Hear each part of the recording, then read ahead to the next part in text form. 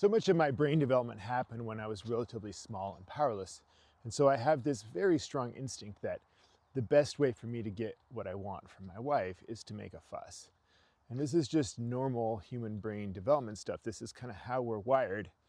But the thing that worked pretty well for me when I was a baby, to make a fuss to get what I want, doesn't work at all for me as an adult. And so I think of this as the difference between seeking influence from a place of weakness, which is what I did as a child because I actually was weak and powerless, versus seeking influence from a place of strength, which is a more accurate reflection of my position in life as an adult.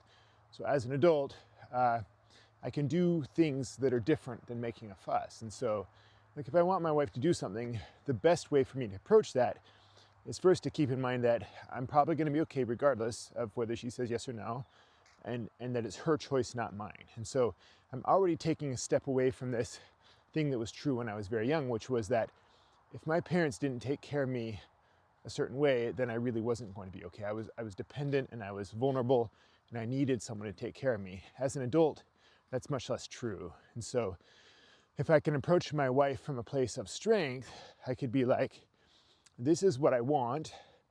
And there's going to be these undertones to it, this underlying idea that this is what I want, and I know that I'm going to be okay if you say no, and I know that it's your choice, not mine. So I'm not going to give in to the temptation to use my own sense of, say, emotional panic to try to get you to do what I want.